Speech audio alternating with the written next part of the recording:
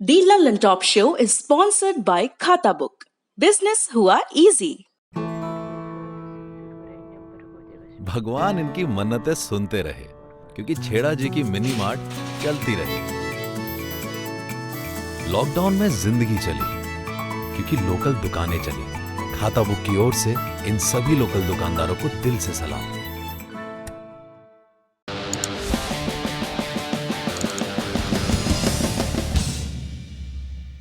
अब बात करेंगे राजस्थान की, जहां अशोक गहलोत और राज्यपाल कलराज मिश्र की लड़ाई चलती ही जा रही है।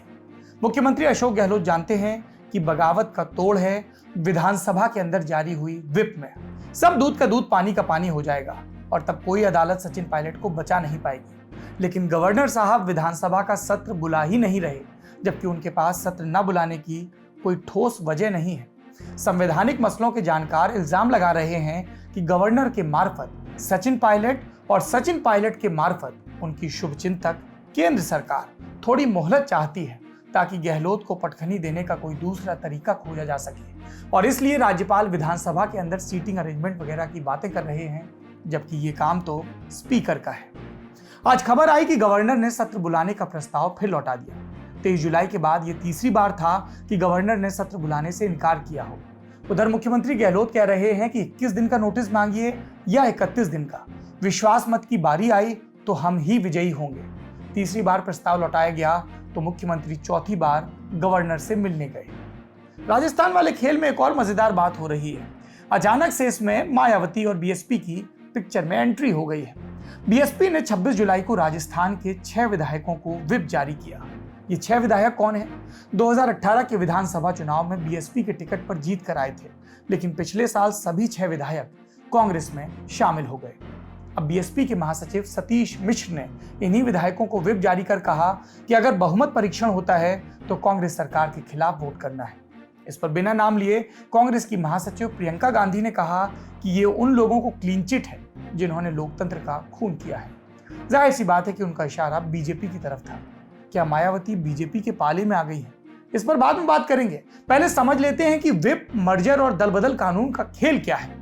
व्हिप अंग्रेजी का शब्द है, हिंदी में इसका मतलब होता है चाबुक। राजनीतिक मायनों में यह चाबुक की तरह ही है, अनुशासन की चाबुक, पार्टी का लिखित चाबुक जो सदन में इसके सदस्यों पर चलाया जाता है। हर पार्टी सदन में चीफ व्हिप नियुक्त करती है। चीफ व्हिप उस पार्टी के सदस्यों के लिए व्हिप जारी करता है जो सभी को माननी ही होती है। एक खास तरह की व्हिप, 3 लाइन व्हिप, इसे जो नहीं मानता उसकी सदस्यता जा सकती है। गहलोत और मायावती दोनों इसी का इस्तेमाल करने के इच्छुक हैं। अब समझते हैं दल बदल कानून। संविधान के 10th शेड्यूल या 10वीं अनुसूची में दल बदल कानून का जिक्र है। ये कैसे आया कानून, इसकी भी एक कहानी है।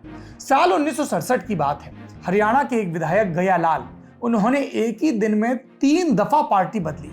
उस वक्त हरियाणा में एक कहावत चलती थी, आया राम गया राम, यानी कब पार्टी में आ जाए और कब चला जाए पता ही नहीं। तो उसके बाद ये मांग उठने लगी कि कोई ऐसा कानून हो जो इस तरह से पार्टी बदलने पर लगाम लगा सके, और इसी के लिए साल 1985 में संविधान में 10वीं अनुसूची डाली गई, और इसी में है दल बदल कानून। अंग्रेजी में से कहते हैं एंटी डिफेक्शन लॉ। इसमें यह जिक्र है कि किन मामलों में अगर कोई विधायक या सांसद पार्टी बदले तो सदन से उसकी सदस्यता जा सकती है। मोटा माटी इसमें सदस्यता रद्द करने के 2 ग्राउंड हैं। या तो कोई सदस्य अपनी मर्जी से पार्टी छोड़े तब, या फिर सदन में पार्टी की व्हिप का उल्लंघन हो या पार्टी के विरोध में वोट किया जाए, तब सदस्यता रद्द करने के लिए ग्राउंड बनता है। लेकिन अगर पार्टी के 2/3 या उससे ज्यादा सदस्य किसी दूसरी पार्टी में शामिल हो जाएं, तो वैसी स्थिति में उनकी सदस्यता नहीं जाएगी। ये मर्जर वाली स्थिति है। इसमें ना तो दूसरी पार्टी में जाने वालों की सदस्यता जाती है और ना ही बचे हुए सदस्यों की सदस्यता पर कोई खतरा आता है। 2/3 सदस्यों के फैसले पर व्हिप का भी असर नहीं होगा। अब राजस्थान विधानसभा में बीएसपी के सभी विधायकों ने कांग्रेस ज्वाइन कर ली। जाहिर सी बात है कि ये 2/3 से ज्यादा है, तो दल बदल कानून नहीं लगेगा और ना ही पार्टी व्हिप असरदायी होगी। तो पार्टी अपनी व्हिप से अपनी मंशा बता रही है, उसे लागू कैसे किया जाएगा कोई नहीं जानता। हालांकि किसी भी सदस्य की सदस्यता पर आखिरी फैसला करना स्पीकर, विधानसभा के अध्यक्ष का काम होता है, और बीएसपी के पास कोर्ट में जाने का विकल्प भी बचता है, जिसकी बात बसपा कर रही है।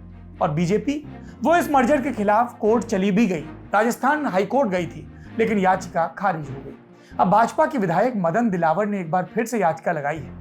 आप गेम समझिए, बसपा के विधायक कांग्रेस में जाते हैं, हाईकोर्ट में याचिका लगाता है बीजेपी का विधायक। कांग्रेस अपने विधायकों के छिटकने पर नाराज होती है, दूसरे के विधायक को अपने पाले में लाती है। भाजपा भी ऐसा ही करती है, कभी मणिपुर में कभी गोवा में। ये सब मिले हुए हैं। टिप्पणीकार कहते हैं कि लोकसभा चुनाव के बाद से बीएसपी ने मोदी सरकार के किसी बड़े फैसले का विरोध नहीं किया। आप तासीर समझिए सियासत की। यूपी की योगी सरकार पर मायावती जब तक सवाल उठाती रहती है, लेकिन इस तरह का विरोध नरेंद्र मोदी सरकार के खिलाफ नहीं है, बल्कि वो ज्यादा हमलावर कांग्रेस के खिलाफ है। 3 तलाक कानून, धारा 370 हटाने जैसे मामलों में राज्यसभा में बीएसपी ने सरकार के खिलाफ वोट नहीं दिया। और अब राजस्थान का उदाहरण सामने है। कई लोग पूछते हैं कि क्या मायावती और बीजेपी के बीच एक किस्म की पॉलिटिकल अंडरस्टैंडिंग पनप गई है। कई लोग कहते हैं समझदार को इशारा काफी है, और कई कहते हैं सियासत में कुछ भी स्थायी नहीं होता।